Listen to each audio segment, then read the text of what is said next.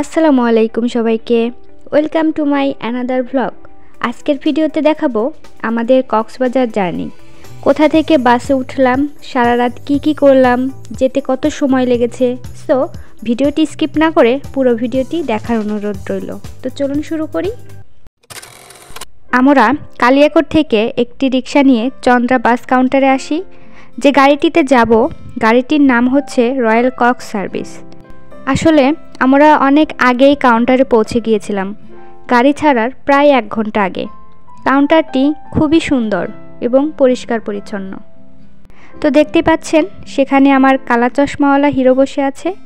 তো অপেক্ষার প্রহর শেষ হলো, গাড়ি ছাড়ার সময় হয়েছে। আল্লাহর উপর ভরসা রেখে গাড়িতে উঠে পড়লাম। এটা মূলত স্লিপার এসি যুক্ত বাস। যদিও স্লিপার বাসের ভাড়া সাধারণ বাসের তুলনায় একটু বেশি, তবে টাকা যায় যাক, আরামে ঘুমিয়ে তো যেতে পারবো। ও হ্যাঁ, বাসের টিকিটের মূল্যটা আপনাদের সাথে শেয়ার করি। যদিও আমরা কক্সবাজার যাওয়ার সিজনের সময় যাচ্ছি, তবে ফুল সিজনের মনে হয় ডিসেম্বর মাস, আর আমরা এখন যাচ্ছি নভেম্বর মাসে। তো সিজন অনুযায়ী টিকিটের মূল্য নির্ধারিত হয়ে থাকে। আমাদের দুজনের লেগেছে 2500 টাকা, আর আসার সময় আরও 400 টাকা কমে আসতে পেরেছি। তো যাই হোক, এখন আমরা আমাদের সিটটা খুঁজছিলাম। আমাদের সিটটা সামনে পেয়েছি, একটা সিট পরেই আমাদের। আর হ্যাঁ, সিটটা দোতলায় নিয়েছি। দেখুন কিভাবে দোতলায় উঠছে। দোতলায় ওঠানামা একটু কষ্টকর মনে হয়েছে আমার কাছে, তবে উপরে সিট নেওয়ার একটাই কারণ ছিল ঝাঁকি কম লাগে। তবে বাসের দোতলায় শুয়ে আমি অনেক ভয় পেয়েছি। গাড়িটিকে যখন মোড় ঘোরানো হয় তখন মনে হয়েছে এই বুঝি গাড়িটি কাত হয়ে পড়ে যাবে।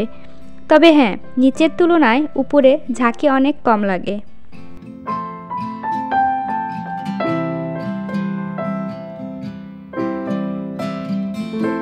আধুনিক এই স্লিপার বাসগুলোতে অনেক সুবিধাও রয়েছে। সিটগুলো একদম কেবিনের মতো। আরামে ঘুমিয়ে যাওয়ার জন্য রয়েছে একটি কোলবালিশ, 2টি মাথার বালিশ ও 2টি কম্বল। এমনকি জুতা রাখার জন্য একটি র্যাকও রয়েছে। গাড়িটির এক পাশে সিঙ্গেল বেড আর এক পাশে ডাবল বেড। সিঙ্গেল বেডগুলোতে সব কিছু একটি করেই আছে। আমি বাসা থেকে নুডলস, রুটি আর সবজি রান্না করে নিয়ে গিয়েছিলাম, যাতে রাতে উঠে খিদে পেলে বাইরে গিয়ে না খেতে হয়। আমার বাসা থেকে তৈরি করে নিয়ে যাওয়া রুটি রাতে খেয়েছি, সকালে হোটেলে উঠেও খেয়েছি। দুপুর থেকে খাবার কিনে খেতে হয়েছে। রাত 10টায় নুডলস খেয়ে ঘুমিয়ে পড়েছিলাম। বাসের সুপারভাইজারের ডাকে ঘুম ভেঙে দেখি বাস সামনের একটি রেস্টুরেন্টে থামাবে বলে সবাইকে সিগন্যাল দিচ্ছে। রাত 1টায় কুমিল্লার road star hotel and community সেন্টারে যাত্রা বিরতি দিয়েছে। সেখানে গিয়ে ফ্রেশ হয়ে বাইরে একটু হাঁটাহাঁটি করলাম। এখানে অনেক পানি থাকার কারণ হচ্ছে দেখলাম কিছু বাস এখানে পরিষ্কার করছে। ঠান্ডার মধ্যে 2 কাপ কফি খেলাম। 2 কাপ কফির দাম নিয়েছে 80 টাকা।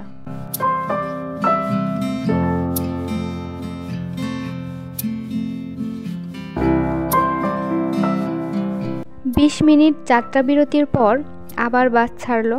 তবে আমার কাছে কিন্তু রাতের জার্নিটা বেশ ভালোই লেগেছে।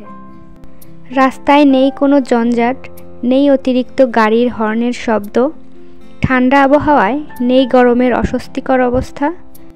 সব কিছু মিলিয়ে রাতের এই লং জার্নিটা বেশ ভালোভাবেই উপভোগ করছিলাম। আর অপেক্ষা করছিলাম কখন আমাদের গন্তব্যস্থলে পৌঁছাতে পারবো, আর কখনই বা সাগরের উত্তাল ঢেউ দেখতে পারবো। ভাবতে ভাবতে আবার ঘুমিয়ে পড়লাম। ঘুম ভেঙে দেখি ভোরের আলো ফুটছে। প্রকৃতির ক্যানভাসে ভোরের লাল রং মনকে ভরিয়ে তোলে এক নতুন জীবন। সেই আলো দিয়ে শুরু হয় নতুন একটি দিন, নতুন আশা আর স্বপ্ন নিয়ে। রাস্তায় ভোরের লাল রং আর বিভিন্ন জায়গার কৃত্রিম আলো দেখে মনটা সত্যিই আনন্দে নেচে উঠল। দেখতে দেখতে সূর্যমামা পৃথিবীতে তার আলো ছড়িয়ে দিল। তখন আমরা চট্টগ্রামের মধ্যেই ছিলাম। কিছুক্ষণ পর দেখতে পেলাম উঁচু উঁচু পাহাড় আর গাছগাছালিতে ঘেরা এক মনোরম প্রকৃতি। তার মাঝে মাঝে দুই একটা বসত বাড়ি ঘরেরও দেখা পেলাম। আর মনে মনে ভাবলাম, এদের কতই না সুবিধা, মাত্র 2-1 ঘন্টার জার্নি করলেই সাগর দেখতে যেতে পারবে। আমাদের মতো সারা রাত অপেক্ষা করতে হবে না। এই তো আমরা কক্সবাজার শহরের প্রায় কাছেই চলে এসেছি।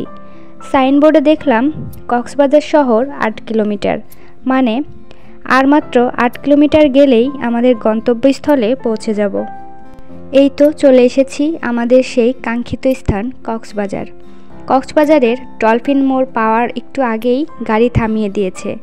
গাড়ি নাকি ডলফিন মোড়ে পার্কিং করা নিষেধ আছে। চন্দ্রা থেকে এই কক্সবাজার আসতে আমাদের সময় লেগেছে 13 ঘন্টা। গাড়ি থেকে নেমে আমরা হেঁটে ডলফিন মোড়ে গেলাম। গাড়ি থেকে নামার সাথে সাথে চারপাশ থেকে অটোওয়ালারা ঘিরে ধরল।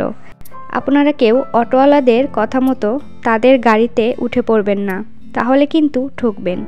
তারা হোটেল ঠিক করে দিতে চাইবে, এটা তাদের বাড়তি ইনকাম করার একটি ধান্দা।